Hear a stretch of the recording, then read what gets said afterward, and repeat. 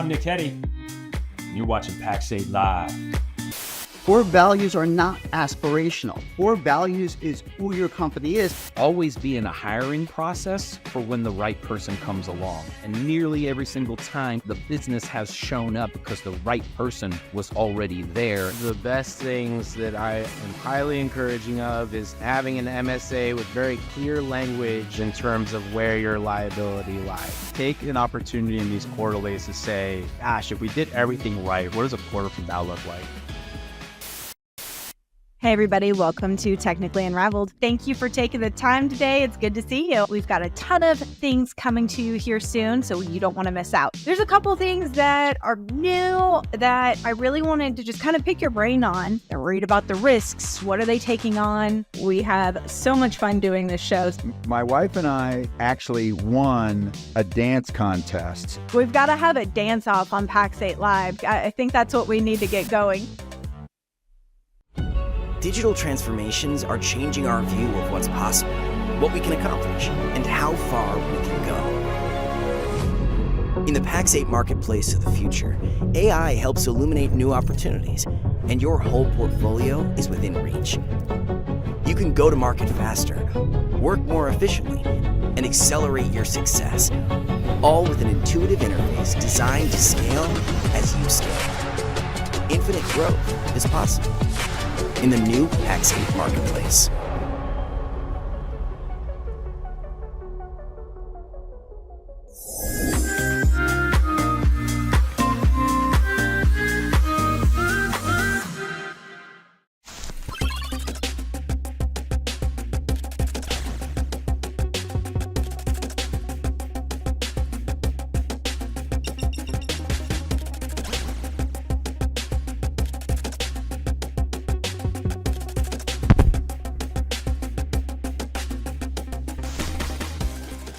What's up, everyone? Happy Wednesday and welcome to the game on Pax8 Live, the show where we talk about all the nerdy cyber shenanigans you might want to be aware of. We'll see what you think about cryptography today.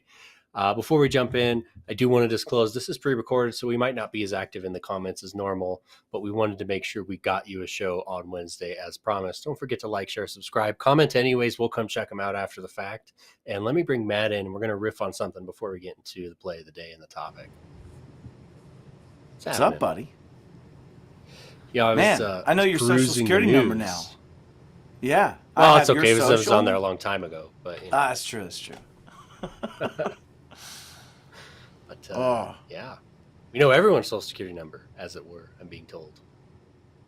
Yeah, and also British and Canadian citizens, right? So if you're following the news, what Dom and I are chatting about here is the massive social security number breach discussion of somebody selling, I think it was like, I'm not looking at the article, but it was like 3.5 million or so USD to sell this, like this. Well, but this list was the price he was asking. I think it was 3.5 million for this list, and certain excerpts of it have been leaked. But the grander conversation, Dom, that you're probably wanting to have is like, does it matter?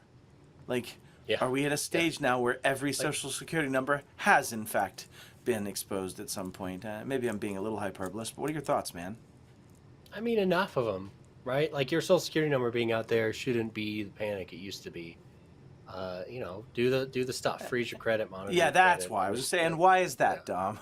Yeah. Yeah, like it's already there, and we have mechanisms. And hopefully you're locking your credit, you've got some monitoring service, you're paying for delistings, you're doing things like that, right? Like I'm not sponsored by, but sign up with this affiliate link right down here. No, I tease. But by Aura, but Aura does a great job at that, right? I lock my credit, I have immediate notifications if I am getting something going there, and a lot of those things.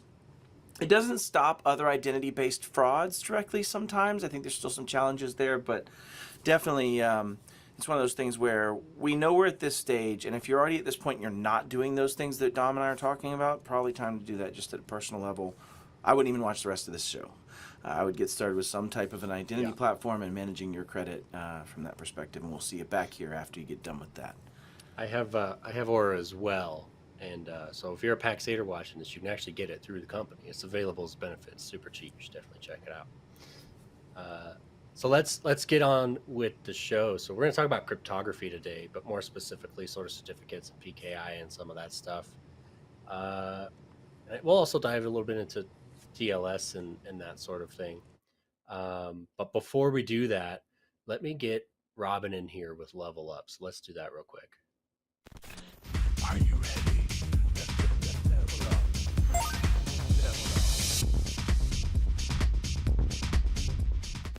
So let's talk about deleting data. ISO 27000 2022 standard has a new control about deleting data when it's no longer needed. And that sounds like pretty simple control, except it's very hard to delete the data when it's not needed if you don't know where all your data is. So now we're basically talking about data lifecycle management. When you bring the data in, do you know where it is? Do you know where it's going? Do you know where it's stored? And do you know when it's time to delete it? And also in there, do you know who has access to it? So data, that is the lifeblood of today's businesses. It's an asset. It's an asset that has to be protected. And part of that protection process means that when I don't need the data anymore, I don't keep it in my ecosystem.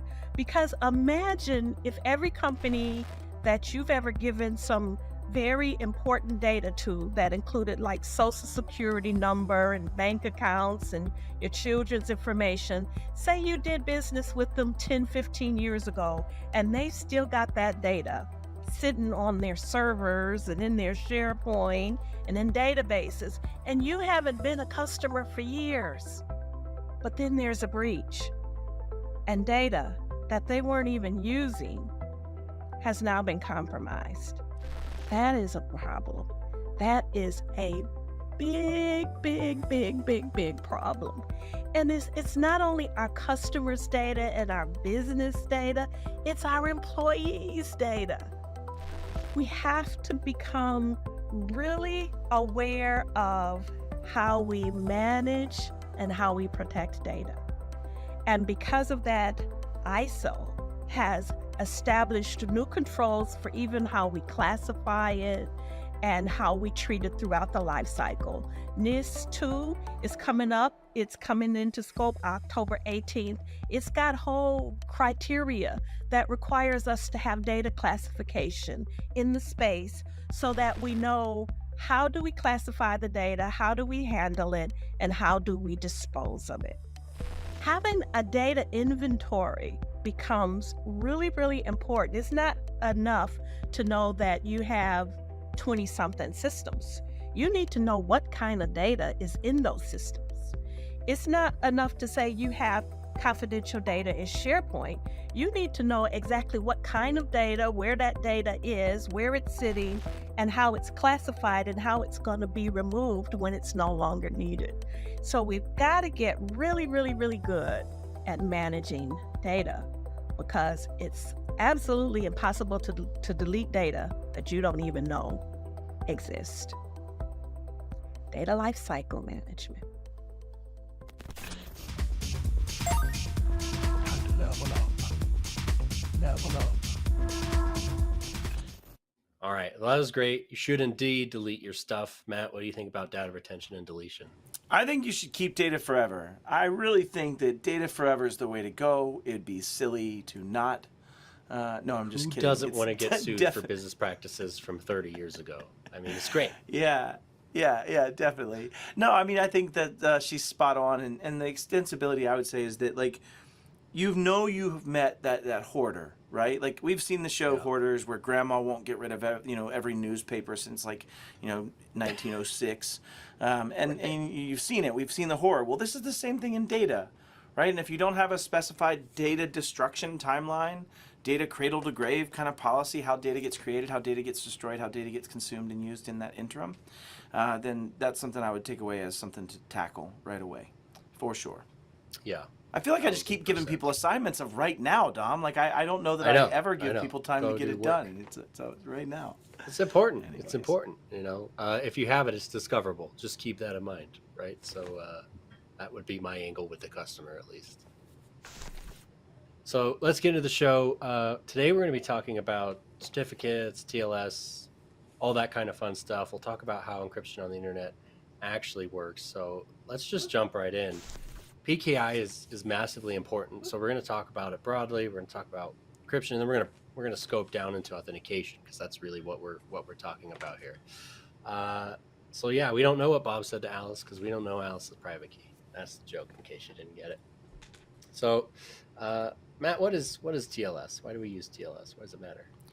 Transport layer security, if I remember correctly. And it is an enhancement of what would have been HTTPS as its first extensibility. But Dom, you can go into maybe deeper the delineation there.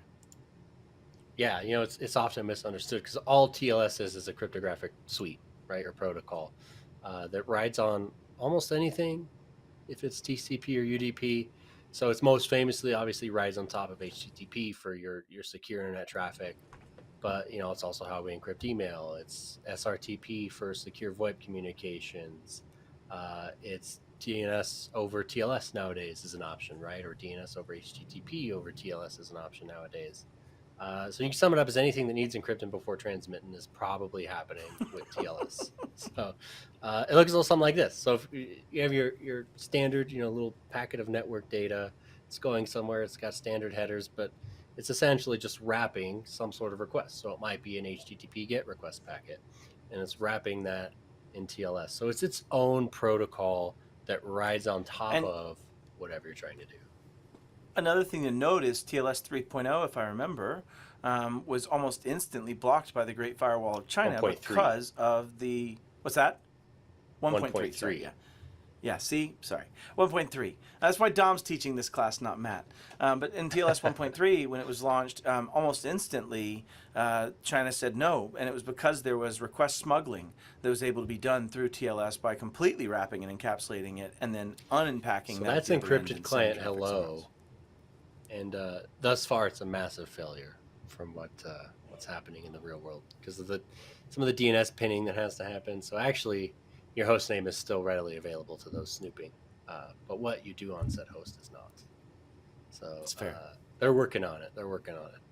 But yeah, you can write on top of anything, and you typically authenticate that with some sort of certificate. So this is the actual certificate from my own website, right? It's pretty straightforward.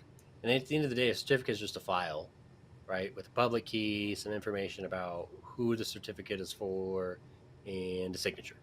That's pretty much it, right? They're just in a common format. In a common, in X509, right. Highly portable, and again, the backbone of why we trust the internet.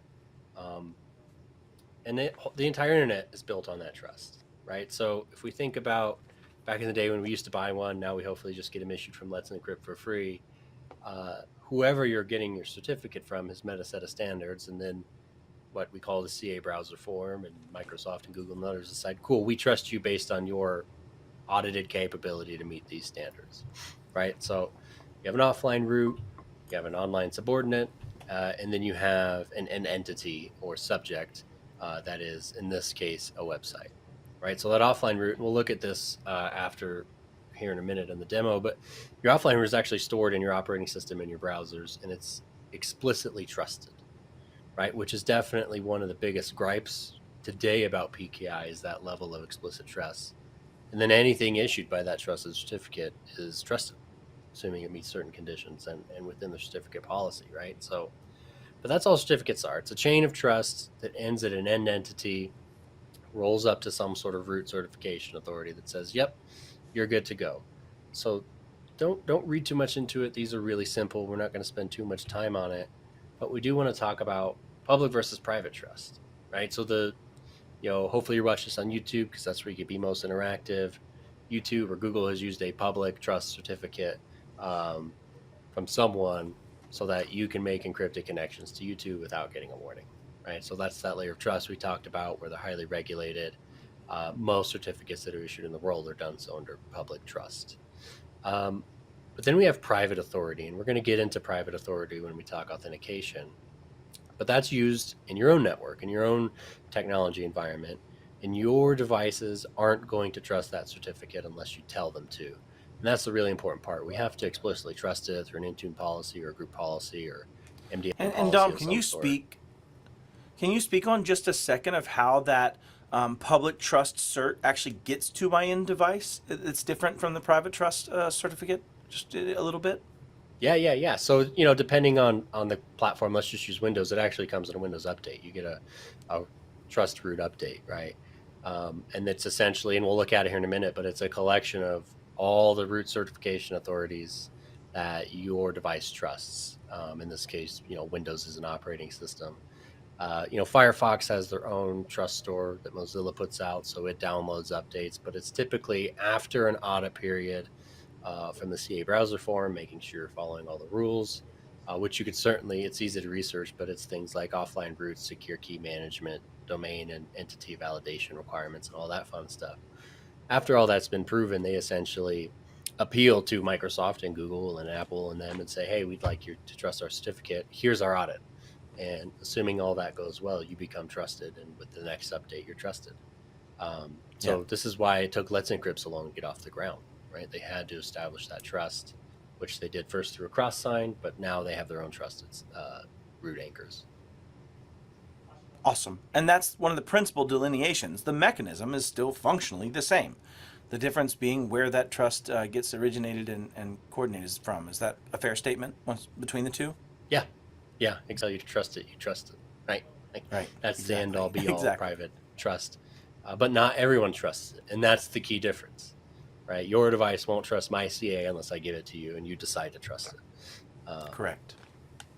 So that's hugely important. Okay, certificates, TLS, that's all fun. I had to be a little salacious. And I just want to say asymmetric encryption sucks at scale. And this is something, just anytime I have an encryption conversation, particularly with TLS, it comes up. So let's talk about it. It's slow. It's really, really slow. RSA math is really big math. ECC is a little faster, but now you're limited in how many bits you can encrypt in a round. And it uses a long-term key. So if we think about actually moving large amounts of data, it's awful. So authentication is typically what asymmetric encryption is used for, whether that's through signature or some other mechanism. Or we'll talk about other uses in a minute. If you think about PGP, it uses key pairs. But typically speaking, asymmetric is either encrypting a key to a symmetric protocol, or it's just being used for authentication and key exchange, which is probably going to be AES. So let's see what this actually looks like. So this is a TCP connection, right? If you're familiar, you got your SYN, your SYNAC, and your ACK. That's all great. That happens. And then we do something called a client hello. And Matt, this is what you were talking about, because today this happens in the clear, right? So you're basically saying, hey, 1.2.3.4, I'd like to talk to CyberMattLee.com over TLS, right? And the server needs to know it's CyberMattLee.com so that it knows which host to look into and what certificate to send you and that sort of thing. Right. Today, that's not encrypted because there's no key that has been negotiated to encrypt that. So ECH is working on the solve for that, or encrypted client hello. But I go to the server and I say, hey, let's talk encrypted. Server's essentially going to say, here's a certificate. So that's the authentication. It proves my identity. That certificate is issued to cybermattlee.com, and I trust that trust anchor so I can verify that identity. And here's the different ways you can talk to me in an encrypted fashion, which comes in, different varying flavors of AES and hashing. And, you might even see Cha-Cha out there, or some of the post-quantum algorithms now coming into play. So that happens. Your machine's going to look at the list of what the server can do and say, let's use this. So I just picked one out of thin air. This is 256-bit ATS and Galois. I've never been able to pronounce it, counter mode. And you're going to pass back a public number, which we'll get to in a second. And then server's going to do some fancy math. And what actually happens is, now that we have the TLS connection, and HTTP requests can happen, but there's only so much room here, is going to send back some ciphertext. The connection is now encrypted with AES 256 and a shared key, which means I have to do fancy math, and then I get to decode the message, Matt likes pink pants. So that's it in a nutshell, right? True story. We've done some sort of exchange of information and come to a shared symmetric key that we're going to use to establish AES. And this process is called Diffie-Hellman. right? Which is just fancy math, right? If you've ever done modular arithmetic, I can't do modular arithmetic, but I can tell you why we do it. There's some math on the screen, right, Matt? So these two numbers in the middle is what we call our public parameters. And then Alice has A and Bob has B, and those are secrets. We never share those secrets, right? And then we do apply said fancy math, and you can apply an inverse operation and get to the same number. So that's all that's happening, right? Now it's happening with much bigger numbers than 4, 3, and 23, but you kind of get the point. But at the end of the day, you come up with a combined key that is the same, that has been created vis-a-vis the keys that were created in their fancy math, right? Like essentially is what you're coming out to is a combined usable key. And that's what makes this different in being symmetric, correct, Dom? Is that we're now encrypting and decrypting, maybe you're summative. We're now decrypting with the same set of keys, correct, is the best way to say it. Yeah, with the same key material, and then it depends on their, if you're using AES, it's got block identifiers. If you're using a stream cipher like Cha-Cha, there's some different methodology, but that's the key material that builds a state machine, and now you're getting perfect forward secrecy out of that with different keys per transmission, etc. If you really wanted to get deep on this, because I am not the guy to walk you through Diffie-Hellman, Computer File has a whole thing where they actually did it from scratch. They made a Diffie-Hellman key exchange. Nice. But essentially, this just relies on two things. One, math is hard, right? Especially with very large prime numbers. In fact, it's essentially impossible to go backwards. And it relies on the idea that an inverse operation is possible, which with multiplication, it is, right? So that's all you're really doing is you're raising something to another thing within a modular clock, which if you don't know, a modular clock basically says your answer to this math problem is going to end up somewhere in this range of numbers, which is 1 to or 0 to some very large number. So it's actually pretty cool, right? Like Diffie and Hellman, as this was actually created, there's some smart, mathematician stuff happening here. So let's talk about that authentication layer. So we've encrypted it, but how did we know, how do we know that certificate's good to go? And this also matters for user authentication. So we'll bring Bob and Alice back, and we talked about certificates, right? So Alice is going to say, I want to talk privately, but I also need to know I'm actually talking to Bob's server, right?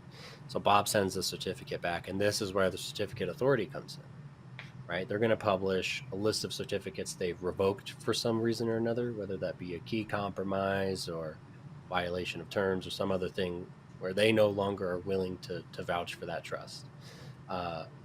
So Alice is going to take that certificate and hit up Let's Encrypt and say, hey, Bob sent me this certificate. The host name matches. It's not expired. Public key checks out. But is it still valid? And Let's Encrypt is going to say, yep, hopefully. And now you've essentially authenticated that. That's again, there's just not much to it aside from the fact that all of this has to happen before you actually get to the website or whatever you're connecting to. And if you're really not technical and you've seen those pop-ups that say you have a server trust or a certificate trust warning that says the big red stop Microsoft aspect, that means there's probably something broken in that certificate trust chain. The date is expired. The name doesn't match. Things that you've just mentioned, right? So if anybody's watching this that's not super technical, this is kind of the background of what that comes from, isn't it, Dom? Is that failure, potentially? Yeah, something has failed. Like maybe you issued it for the wrong host name. That's an easy mistake to make.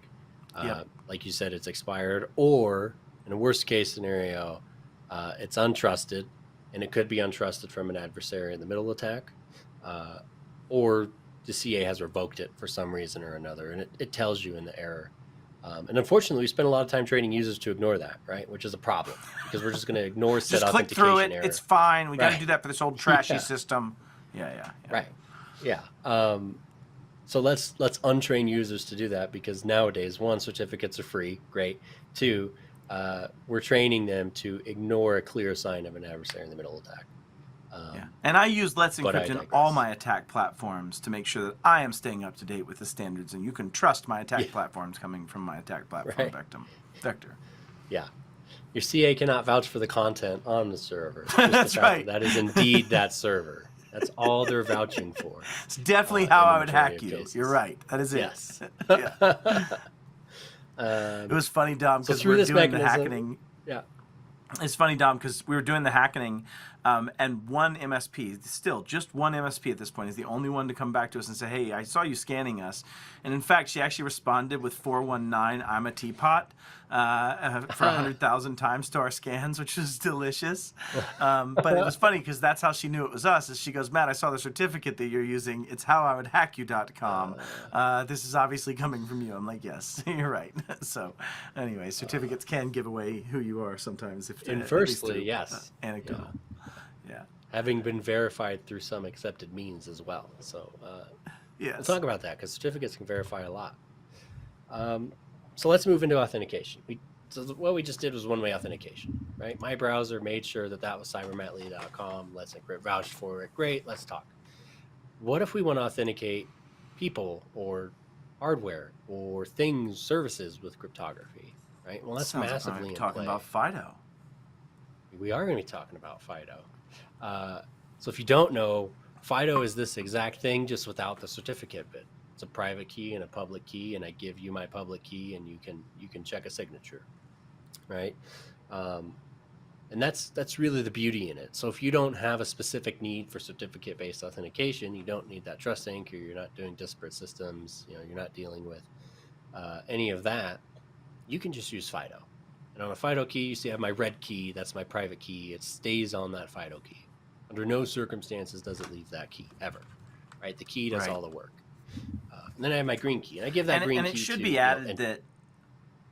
it should be added that in most cases it's physically, like it's on the hardware on this chip, set to self-destruct. If I type it in with the pin a number of times wrong, it could destroy that red key that lives on here, right? The other thing that Dom, is starting to happen is you're starting to see FIDO be used where it's not on this physical chip, but it might be on this physical chip on the TPM that lives on this, as well as other methodologies, right, in that kind of chain. So just wanted to speak towards that. It might look like this, but it might also start to look like a cell phone and other things that we're seeing. So. Right. But in any case, it never leaves, right? And in the modern FIDO specs, you're actually now getting a public key per service, or per relying party, we call it. Yeah. But the random number generation happens on whatever device you're using, right? Which is, we're not getting into randomness today. We could do a whole episode on randomness and how hard it is to be random. But nonetheless, numbers are generated and stored there. So when I want to sign in, I say, hey, Dom, and I'm using FIDO. That secret never leaves, remember, right? So that server is going to generate a nonce that is hopefully much more significantly challenging than 1, 2, 3, 4. But we call that a number used once, right? And it is just data. And I'm going to now sign that data with my private key, which means I'm going to hash and encrypt a hash and send that back. And I essentially decrypt the hash. If it checks out, that's you. So that's what I'm going to do. I'm going to send that signature back. Right, the server is going to receive it. It's going to take my public key, decrypt that hash, right? So if we typically encrypt with a public key to decrypt with a private key, a digital signature is just backwards. So anyone can decrypt it with the public key. So no confidentiality, but a lot of integrity, right? And then it's going to check it. If everything checks out, it's going to give you a token. That's literally it, right? So it's great. It's easy. It's simple. I can go into Entra and delete that FIDO key if there's a problem with it. But there's no concept of central revocability, right? So that's really a big benefit of certificates, and we'll get there in a second. Other uses, so if you use SSH key pairs... I don't want to miss that, though, Dom. Hold on just a sec. There's no concept of revocability centrally of the actual issuing asset. Right? When you think about that in that public key infrastructure, you could just burn it from the trust perspective, right? It's checking back to Let's Encrypt, and Let's Encrypt says, no, that one's not valid anymore. Even though it checks out, it's not valid. Right? And in this case, it's just going to check out. Like, as long as I physically still possess it and you still consider that to be a viable, functional cryptographic means of proving my identity, then it's always going to be that. And you can't just say, I'm going to burn it somewhere else. You can burn your trust of it locally, right, of that particular credential, but not necessarily the credential itself is what you're saying, right, Dom? Am I understanding that correctly? Yeah, I can't say that this YubiKey is compromised, right? I can tell Entra not to trust it, and then I can go tell whoever Okta not to trust it, right? But I can't do that from one spot, and that's what trust anchors really enable. So some other examples, you have SSH and an SSH key pair. So Matt, you have a private key saved somewhere that you use to sign a challenge, and it gets presented to a Linux server to log into it, right? Can be done with certificates as well, by the way, but for the sake of keeping it simple, it's just an RSA or elliptic curve key pair, right? PGP message signing and encryption, right? PGP is really it's probably the OG email encryption. And I did force you to have it in here, Dom, so I'm sorry to do that to you and put this in our conversation today. A little bit of a turd, but that's okay. It's okay. Yeah. It is still widely Thanks used for saying that when I'm about to serve serve on a board with one of its creators, Dom, so that makes me feel really good as I walk into that conversation. Thanks. I hope they don't watch this show. It was number one back in the day. It's okay. It was. And then mutual TLS. And that's what we're really going to talk about, because MTLS is just authentication done with certificates, right? Another note, I didn't think to include it in here, but if you're doing VPNs with pre-shared keys, that's TLS, except for the key source is trash, because it's just a static thing you probably came up with out of your head, right? You could replace that with certificates, during which said Diffie-Hellman key exchange would occur and be far more secure. So food for thought. Even if it's one self-signed certificate on both sides, it's better than a pre-shared key. Agreed. So MTLS is what we're doing with smart cards, right? It's what we're doing with certificates on our devices, or if you're doing 802.11x Wi-Fi or whatever. We're now taking the key pair, similar to what we had with FIDO, and we're signing it with some sort of certificate authority, right? It's also a certificate, so we can put claims in there, which we'll do a little bit of in our demo, but aside from just a username, it could be username and name and title and things. You can take your certificate authority and trust it across disparate systems. So if I don't have the capability to use something like a SAML, I could say, hey, Entra, trust this certificate, and app37 over here, trust this certificate, and I can revoke that across the plane. All of right? those Which individual is pretty cool. spaces. Yeah. Right. And they don't even need to know each other exist. So you could have an air-gapped network, and you could still take that certificate and authenticate with it, assuming you have some way to get the revocation information across, which would be manual if you're properly air-gapping. And they're time-bound, right? So this key is going to expire, and I can revoke it, which we'll also talk about a little bit. So I just find this hilarious. If you don't know, crt.sh is where you can go search certificate transparency logs, which is a public repository of all publicly trusted certificates since years ago when that started. And it seems the DoD accidentally just published some user certificates, so I grabbed one, and so I didn't steal this from the DoD. It was publicly available, but this is similar to what it looks like, right? It's issued by the DoD to this Michelle person and her ID number. I would imagine someone in the DoD PKI office got in quite a bit of trouble for this, but nonetheless, there it is. It's expired. It's no good. So let's look at it. Right? By the way, ironically, that began in 2013, and we see this cert that is issued in 2013. So it might be a correlative statement there, but a DigiCert was the first one in 2013. I just did a little quick research. Yeah. We could talk about CT logs another time, but essentially it's another root of trust. But it's also a way for you as a server admin to know if someone else manages to get a cert for your domain. So it's actually really valuable. And great when I want to find where you've put your cert everywhere. It's wonderful for research from an OSINT perspective. I'll use that, or security trails. Fantastic OSINT.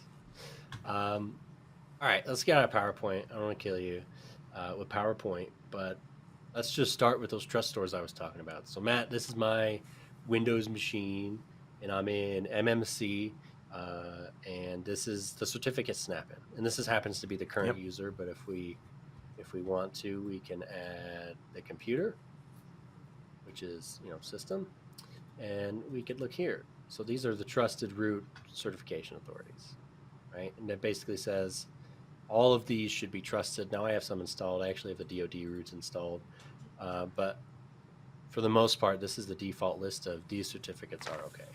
So we'll GoDaddy. GoDaddy's publicly trusted. If we do a little bit of, if if we do a little bit of digging in here, ISRG is Let's Encrypt, so they're trusted. So if you just poke around in here, you'll see these are public trust certificates. And this is everybody that's won that earlier statement you asked for with Microsoft saying, hey, Microsoft, please, please, please, please, please, please, please trust this one, right? And so these are the ones that have made it through that process. And you'll notice like DoD root 1, 3, 4, 5, 6.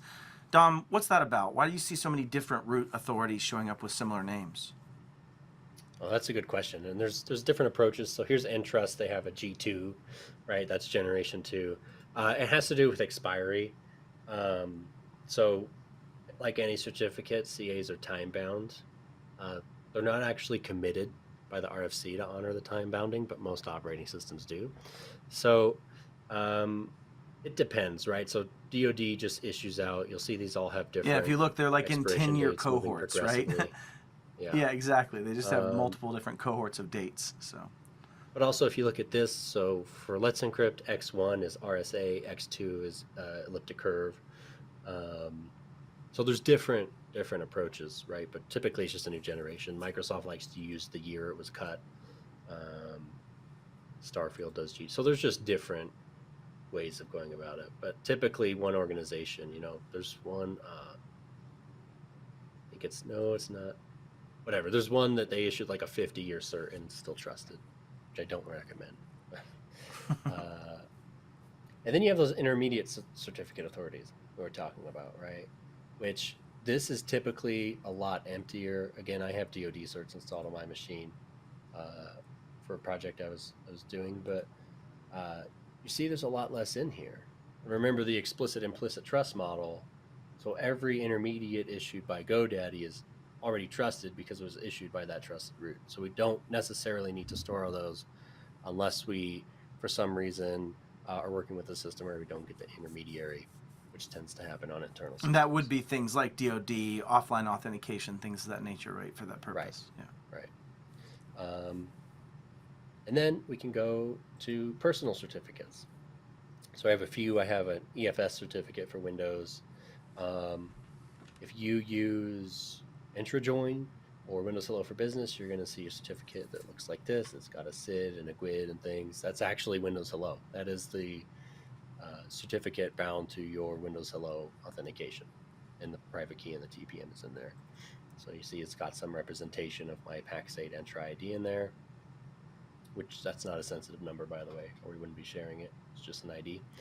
So that's certificates. Right, you'll see these little key icons. This means I have a private key. So what we're going to do, Matt, is we're going to just whip up a user certificate, right? Easy peasy. Nice. So if you're going to do this in the real world, you're probably going to want to look into a PKI as a service, or you have Active Directory and you're going to use ADCS. This is a program called EJBCA. It's free and open source. It lets you whip up various different PKI-like functions. So this is just for the sake of demonstration, and this is the lab I've been practicing my PKI with. But before we do that, let's get into intro real quick and get these settings cooking so that Microsoft And that service that you're playing with, Dom, the free and open source service, is more like an actual PKI as a service emulation, or are you having to just basically cart the keys around yourself and make it more like a manual, it's private key authority? It's actually, it's enterprise grade software. So this is the community edition. It's a little simpler, but it's a containerized application, which is great. It's easy to stand up. In my case, I'm using soft tokens, but it'll also interact with HSMs if you want to get fancy. Nice. Ideally, your root would be HSM bound. It'll do Azure Key Vault. It's HSM, if I remember correctly, is hardware security module. If I remember, it's a. I looked into the pricing far once. fancier it was version going to be of your $300,000 a year for me to use a large-scale PKI service at that time. This was like 2017 or something. But HSMs weren't cheap. Yeah. It's about $70,000 to buy one off the rack. Last I looked. So I did not buy one for purposes of this demo.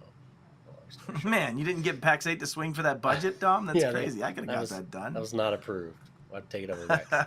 All right, so let's get into intro real quick, and let's get some settings cooking before we issue a certificate. So this is everyone's favorite portal, the Entra portal, and conveniently enough, if we click show more, and then we expand identity security score, and then buried in here is certificate authorities. Dear Microsoft, please make that easier. But you'll see I've imported a root CA here. And it's super simple. All it is this is the CA, right? So ours is called the game root CA. Here's where to go get a certificate revocation list, which we'll show off in a minute. And which then is that infrastructure you stood up, that containerized application that we're talking about here. Yep. Yep. Exactly. So that I already uploaded because they take a real long time to actually apply. We were going to do an intermediate CA on the show, but ironically it failed. So we're just rolling against standards here. That's okay. And then we're going to go into authentication methods, and we're going to pull up certificate based. And I have it enabled on all users because this is a lab. But essentially, we can start to dictate how this works. So for example, we can take a rule, and I actually already have a rule. It says anything issued by the game root CA is a multi-factor cert. Now that might not be the case for you, right? You might have a CA that issues single and multi-factor certs. And the difference between that might be a cert that just lives on my phone versus a cert that lives on a smart card or a YubiKeys smart card functionality, right? And is this you just pre-stating to Microsoft which type of authentication has had to happen to get to this level of certification so that it shows the auth strength? Or is this, I just genuinely don't know the answer. It's basically saying, yeah, if a certificate is matched and presented, signed by the game root CA, then this is multi-factor auth. That's what I thought. Right? Yeah. Yeah. So you're telling the system that this strength is now higher because of that. That is kind of the point. Yeah. Yes. Yep. Yep. Okay.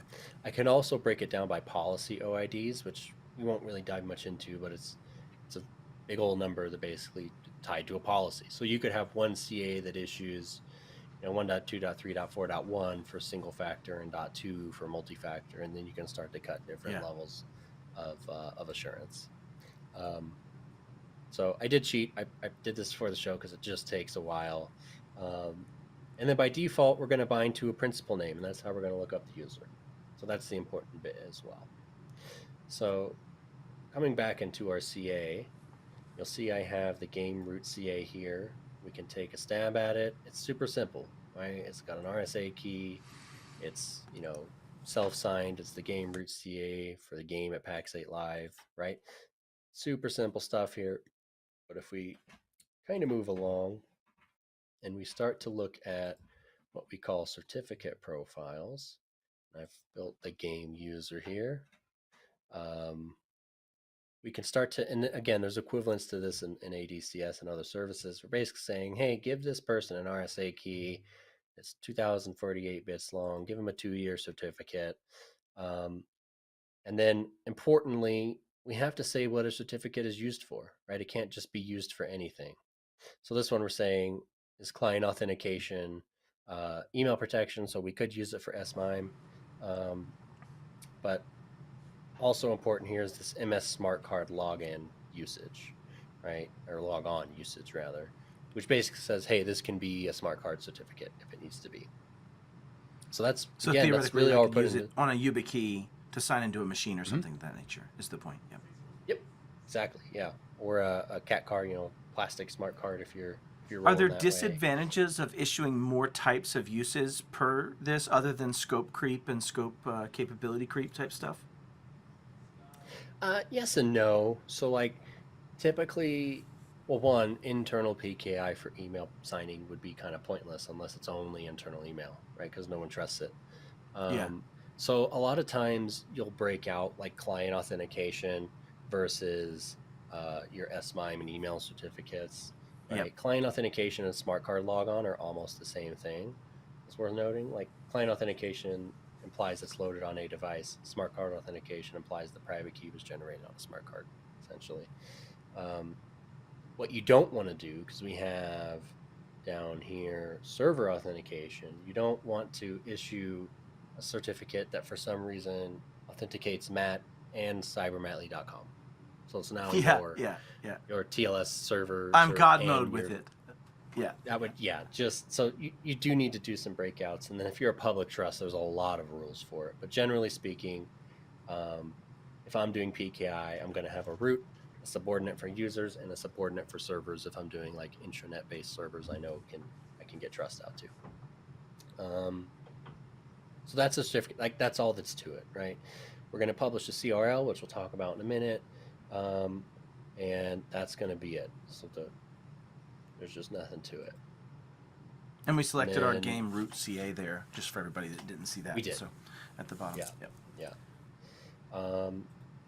And then we have a user profile, which is just their fancy name for a template.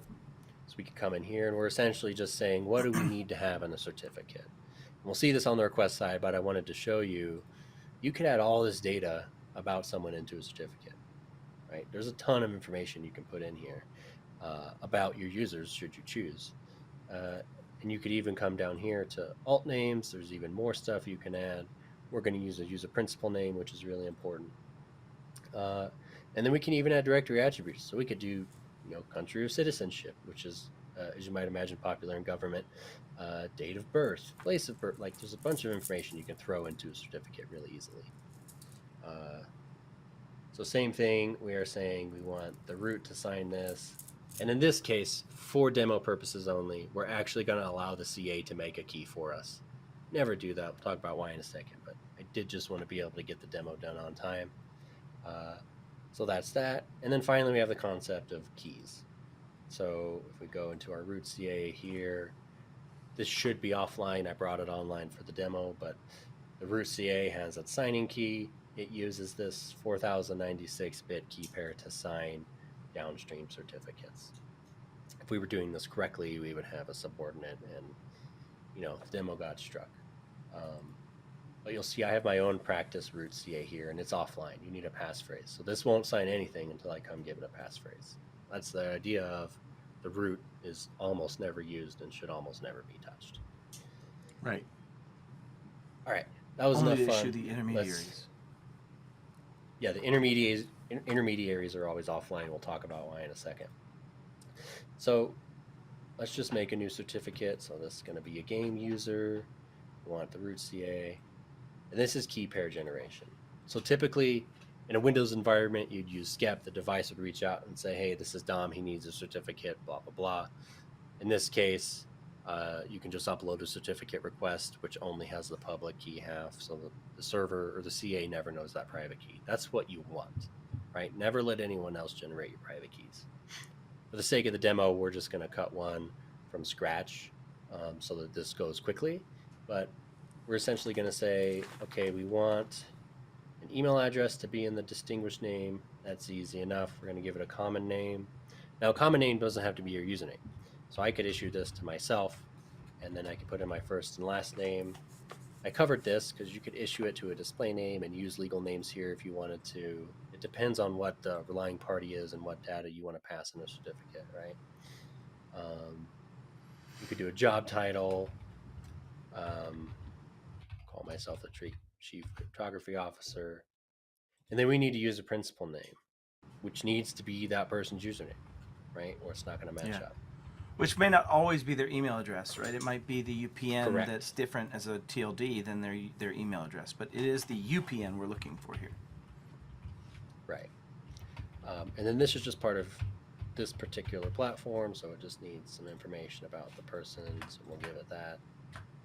And it'll tell us what we're about to do. So we're about to get a certificate for this human. This is your distinguished name. If you're familiar with LDAP, it's very similar. Wherein my common name is Dom Kirby, my first name is Dom, etc. It's going to be issued by the root CA. It's going to have these alternative names. It's going to be good for 2 years. So we'll wrap that process up very quickly. And then we will come retrieve that certificate. So you'll notice I just downloaded a file. This is what we call a P12. Make this a little bigger for you. So this P12 file has the certificate I just asked for, the public and the private key. So again, this is not typically how you would transport this. If you generated it on device, it would be on Danger, device. Will Robinson. Danger. Danger, yeah. But we can look real quick. So here's our root CA. If we open this up, this root CA is not trusted, right? So Windows isn't going to trust this. And then I did make an intermediate, although it wouldn't upload, so I'll just show you. Here we have the issuing CA issued by the root CA. So you can and should have multi-levels of CA on a day the portal is collaborating with you. So let's import this thing. So we're going to, this is a simple wizard. Again, hopefully you're doing this on a cryptographic device of some sort. I'm going to decrypt that key. I'm going to say put the certs where they need to be. It's going to give me a warning because I'm about to trust the game, right? That's it. So we've installed that cert. So let's go make sure we got it. So now I have this certificate in my personal store. This is issued to me by the game. If we go look at the subject field, there's my email, my display name, my real name, title, all that stuff I just gave the CA to issue me a cert for. And then here's my public key, etc. And if I come here, it says I have a private key that corresponds to this certificate, right? Easy enough so far? Pretty much. And now I would imagine we're going to present that certificate somewhere to prove that we are us. Right. Well, and the other thing we did is we brought in, because it was part of that bundle of certificates, we now trust the game root CA. Yep. So again, typically you'd push this trust out through like Intune, but because we did a bundle, itself put it in trusted roots. All right, let's see if all those settings applied. So we'll go to Firefox here. We'll just get ourselves a new private window. Let's see what happens. So you always have to give your username first. Them's the rules. And then we can look at, now this particular tenant has everything under the sun for authentication.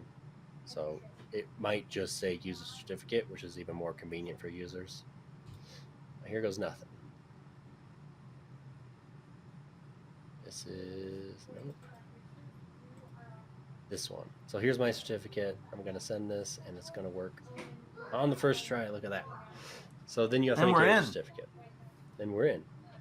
Now the cool thing is I could take this particular root certificate and go throw it in Active Directory in the trust store and say, hey, trust this to authenticate users based on their principal name. And now I have on-prem authentication with that same certificate. I could give it to some other service that accepts certificates and say, hey, disconnected systems, right? Disconnected systems with similar UPNs from that perspective. And then the last piece, we talked about that revocability, right? So, and Dom, can you also bring that certificate in line in one of these, in PIV models, things like that as well, smart card, where you actually possess it here, not in the machine? You can actually generate the key on the YubiKey so that it truly never left it. So you can import private keys, but the better option is to generate there. What I was trying to hit. Awesome. So then finally, revocability. So let's just say something has gone horribly wrong. I accidentally put my public key or my private key on GitHub. So I can actually come here and say revoke. So now I've revoked that certificate. So what happens Which means it actually will probably let me in because it's a fresh, it's instantly-ish. So what we have to do, the CA actually has to publish what we call a certificate revocation list, which typically is a daily or sub-daily thing. Yep. And we can actually go download that and we'll see that there's a list of revoked certificates and the serial number for that certificate is in here. Right? Yep. So we can go test it. We can see, but actually I don't know if Microsoft will be that fast on this, but let's see. Yeah. It does cache your CRL for the period of time. Sign out and then we'll sign back in maybe so we can trigger a new, or are you going to do a new private? This would be really cool if it's that quick. It's usually not. Just that would be great. I don't think so, but we'll test. You'll find out here, ladies and gentlemen, even though we pre-recorded and could totally cork the bat here. No, we won't cork it. We'll let it go. All right, so it's this one, the game. Yeah, did not catch up yet. Yeah. It won't, yeah. I don't know how we'll quickly catch up. Microsoft checks the CRLs either on that. So you actually, and I again did not follow best practice on that test. I said the CRLs are good for a year. They should really only be good for like a day. So Yeah.